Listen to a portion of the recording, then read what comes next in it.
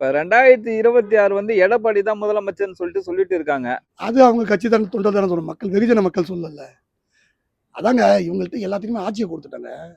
4 1/2 ஆண்டுகள் நீங்க ஜெயலலிதா, எம்ஜிஆரை விடுங்க. 4 1/2 ஆண்டுகள் ஐயா வந்து ஆட்சியில இருந்தாரு.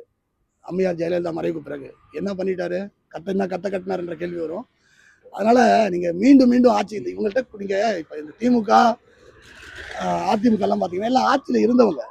உங்களுக்கு எதுவுமே நிரூபிக்கலடா நீங்க. ஆட்சியில இருந்து என்ன இழந்துட்டோம் எல்லாமே. இன்னைக்கு எல்லா விஷயத்துக்கும் மத்திய அரசை நம்பி இருக்கிற ஒரு சூழ்நிலை உருவாக்கி விட்டுட்டீங்க. ஒரு ஆண்மையற்ற அரசியல்னு சொல்லலாம் கிட்டத்தட்ட. நான் இந்த வார்த்தை கடினமான வார்த்தை தான். உண்மையாலுமே ஆண்மையற்ற அரசியல்வாதிகள் எல்லா வளத்தையும் இந்த பாருங்க. நீங்க ஸ்டாலின் வந்து மாற்று மொழிக்காரரு. அது ஒரு பக்கம் இருக்கட்டும். அவருக்கு இனப்பற்று இருக்காது. அவங்க இனப்பற்று இருக்கும். தெலுங்கர் பற்று இருக்கும். அவர் அதனால எதுவும் பண்ணலன்றதை நம்ம வந்து புரிஞ்சிக்க முடியுது இயல்பாவே.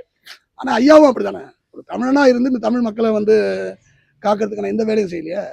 ஆகுன்னா போய் ஐஎம்எஃப்ல போய் நின்றுறீங்க கடனுக்கு. இதுவா உங்களோட நிதி மேலாண்மை? இப்படியா பண்ணீங்க ஆட்சி? நீங்க ஒரு முறை எங்கள்கிட்ட கொடுத்து பாருங்க ஐயா. எங்கள்கிட்ட கொடுத்து பாருங்க. அண்ணன் சீமான்ட்ட கொடுத்து பாருங்க. நாடு எதை நோக்கி போகுதுன்னு தெரியும் உங்களுக்கு. உலகத்தின் தலை சிறந்த ஒரு மாநிலமா உருவாக்கிடுவோம்.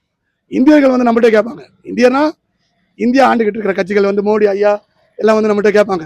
எப்படி சீமான ஆட்சி பண்றீங்க? உங்களால எப்படி இந்த 10 லட்சம் கடன் அடைக்க முடிஞ்சு குறுகிய காலத்துல வளர்ச்சியான பாதைக்கு போயிட்டீங்க அப்படின்றது நாங்க எங்களுக்கு வந்து உங்களுக்கு நாங்க கற்றுக் கொடுப்போம். ஏன்னா ஆட்சி அதிகாரம் பண்ற தமிழர்களுக்கு வந்து இதுலயே ஊறி இருக்கு, ரத்தத்திலே ஊறி இருக்கு. அது ரொம்ப அறத்துடன் நின்று அரசியல் செய்யக்கூடிய ஒரு அரசியல் கட்சி தான் நாம் தமிழர் கட்சி. அதனால ஐயா வந்து புலம்பிட்டு இருக்காங்க. அவங்க கட்சிக்காரங்க சொல்லுவாங்க தானே. அப்புறம் ரொம்ப வருஷமா ஆண்டுகிட்டு இருக்காங்க.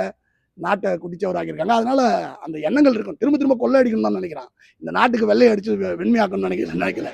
அது கொள்ளை அடிக்கணும். அவங்களுக்கு ஒரு வாக்குக்கு 5000 ரூபாய் கொடுக்குறான்னா நீங்க அண்ணன் சொன்ன மாதிரி தான். 5000 ரூபாய் கொடுத்தா 30,000 சம்பாதிக்க தான் முயற்சி பண்ணுவான். எங்கள்கிட்ட கொடுக்க இல்லை. எங்க மக்களுக்கு சிறந்த கல்வியை கொடுப்போம். ஆக சிறந்த மருத்துவம். எந்த எந்த எலிசபெத் கிடைச்சதோ அங்க டயனா கிடைச்சதோ அந்த மருத்துவம் இங்க கொடுப்போம். நாங்க ஒரு பெரிய கனவோட வந்திருக்கோங்க. நடையில இந்த அல்லு சிலுங்கெல்லாம் இடையில வந்து பேசுறதுலாம் எங்களால செவி சாய்க்க முடியாது.